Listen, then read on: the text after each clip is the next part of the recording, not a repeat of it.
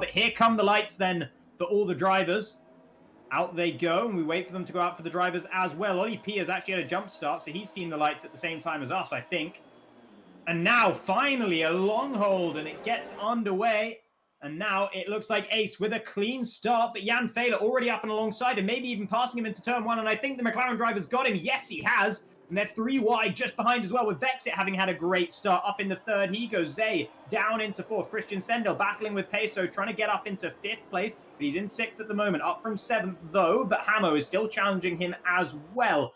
Jan Fehler leading the way from Ace after a poor start for the Alfa Romeo. Zay now trying to challenge with Peso. Peso trying to go around the outside of him there through turn 4. And it looks like they might well have been able to do that. No, Zay holding on to that one for the time being. Labrax moving up ahead of KX Ricardo further down. There's a lot of movement going on down there. And Zola picking up a 3-second time penalty, but I don't think we have to worry about that. He's heading straight back into the pits. Labrax is dropping down the order in the Renault. Something's happened to him. Looks like he's run wide on the exit of turn 6 there. And as a result, he's down into 17th. Christian Sendel and Peso are going side by side into turn 1. Ace and Vexit going side by side as well. So Ace not having the dream start to the race that he would have been hoping for after that pole position. He's pushed out wide through turn 3. He uses the runoff zone to keep his foot in it. And Vallu is losing out at the very back. He's down into 19th. Has he got front wing damage, or did he just get offline, or what's happened there? Front wing, yeah, he's damaged it. He's lost a significant portion of his front wing. He got P5 last time out at the Bahrain long circuit, but that's a mistake. That's a big mistake from Peso, and now Hamo will fly past. And it might not just be Hamo as well. Zay's going to be up the inside for turn 3 here. Peso will get the better run with that outside wider line, the more open angle. Gives him a better run down the straight for a time being, but you can see some deployment there from Riptide, who's looking to try and get past as he goes up the inside there in the number 9 Ferrari. And a bit of a wiggle on the exit for Peso. I'm not sure if they made any contact or not, but he loses out another position. Yeah, absolutely. I mean, it's just that issue.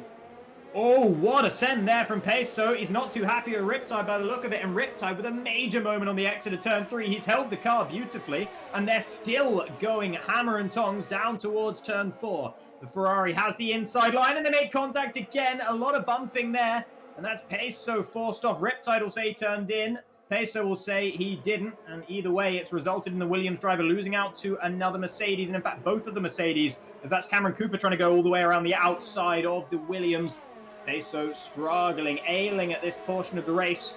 But of course, there was significant contact between himself and Riptide. That could prove contentious. Fehler and Ace are battling further up as well. That's Ace trying to stick it up the inside of turn 2. Jan Fehler's going to have to take a compromise line through 3. But he's able to shut the door on Ace on the exit. Ace not quite able to get his wheels alongside enough. You can see Ace pretty close up behind the rear end of Jan Fehler right now. Jan Fehler even closer behind Vexit. And there he's sold the dummy and sent it up the inside of turn 1. There you can see beautiful as the 3 cars all turn in at the same moment. But it is Jan Fehler up into the lead right now. Vexit trying to get a switchback around the outside now of turn 3. Can he keep his foot in there? Yes, he can. But Jan Fehler's got a decent run out of the corner. It's just going to be the 2 of them. I think Ace is just happy to sit behind them for the time being, not do anything crazy or stupid in towards turn 4. But Vexit is feeling frisky and he sends it back up the inside. Ace trying to capitalize on the fact that Jan Fehler has been pushed offline, but he can't quite get himself alongside the McLaren driver. Christian Sendel pushing him wide through the final corner with a little tap, and Hamo had to run into the gravel as a result. This is going to be a great opportunity for Riptide, who's really close. Look how close they are to one another as they run down towards turn 1. Is there any space for the Swede? He tries to find it on the inside there. Hamo's going to give him that room,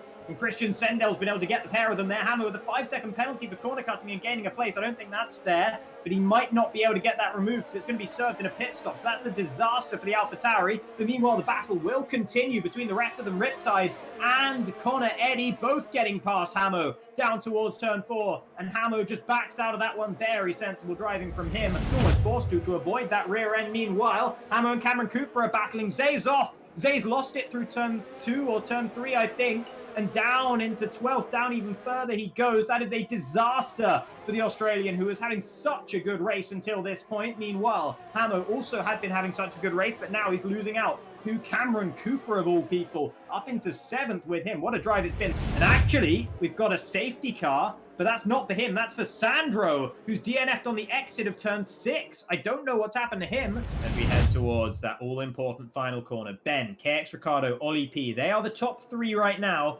but they are all on much older, much more worn medium tyres. Ben drops the throttle, and we are back underway once again here at the Bahrain Grand Prix short.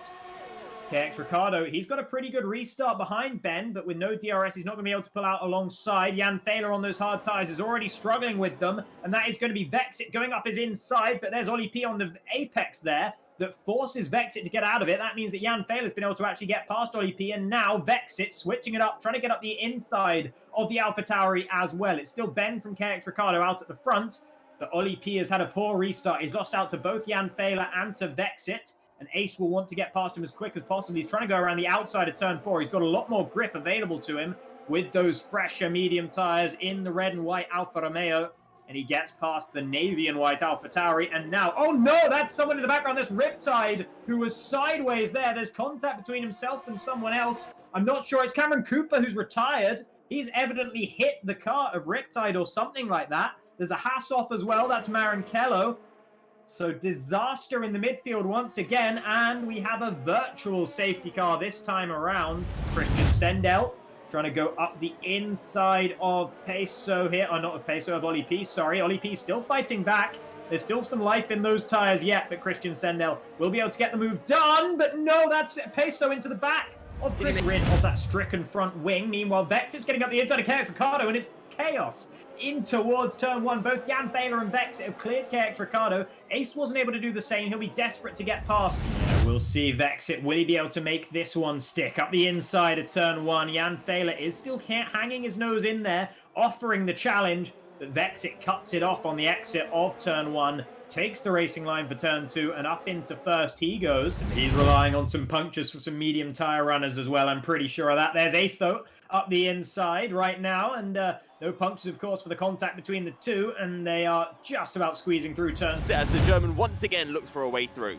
Yeah, he's actually using some of his overtake mode here. Jan Thaler wants the position as we enter lap 45, and he's trying to take it away. Now, with the outside line for turn 2, he'll keep it for the inside of 3, and that should be enough of an advantage. He sticks it up the inside, takes the position away, but the battle will continue as we head now towards turn 4. Actually, a nice switchback from Vexit means that Jan Thaler is going to fall straight back down into P3. Christian Sendel, his teammate, is really pummeling into the back of Hamo now, and he should be getting easily past before turn 1. Vexit looking to take the race lead here on lap 51. Plays chicken first, and neither of these drivers want to play chicken. No chickens here, only bravery as we head down towards turn 1. And Ace sending it around the outside in the end as Vexit opted to try and switch back in the braking zone, went for the dummy, but couldn't get late enough on his brake pedal, and as a result, Ace is back into the race lead once again. But I feel like that position is going to change hands at least a couple more times before we reach the checkered flag. Jan Thaler still there, still interested. Here's Vexit already trying to switch back once again the position with the Dutchman, and indeed it is the British driver back into the lead of the race. He's a little bit further behind than he was a couple of laps ago, but never mind that. He's a lot closer now as they make a bit of contact in the braking zone. They make contact once again, and it's Ace with the inside line, the outside line now, and the inside once again as we head towards turn 3. More contact, and Vexit's getting insane purchase out of turn 2 there. Jan Thaler, his patience is over. He wants to try and get past these guys as well. He was briefly alongside Ace there, and the battle will continue towards turn 4 as they get closer now, and Ace is around the outside this time. There's so nearly contact, but Ace just about shut the door. Perfectly judged there from the Dutchman, and this is Jan Thaler's opportunity. He's alongside Vexit. He can't hang it around the outside of turn 5. Christian handles within a second. If it was me, which position would I want to be in? Well, right now, you'd want to be the Red Bull of Vexit because he's going to have DRS on the start-finish straight. Just over 1 lap remaining, and Vexit has Ace Ritchie. Vexit has his first race win of the season right in front of him. He's going to look to try and take it away in towards turn 1. You can see how defensive Ace is going. He's using every last drop of that battery charge. You can bet it, but look at that from Vexit. He finds the inside line where one didn't exist. They're still side by side. They're going to go side by side 2, and there's contact. The inevitable has happened, and Vexit almost goes round. Ace is off the road, and there's contact with Yannick Tripkov as well. It's all chaotic at the back, but it's Jan Thaler leading all of a sudden from Christian Sendel just behind, and Christian's almost getting alongside him there. Look at them. Look at the McLaren battling Jan Thaler. Is it Christian Sendel's race after all around the outside? Got the better run. This is unbelievable stuff of Christian Sendel from 4th to 1st on the final lap. No way!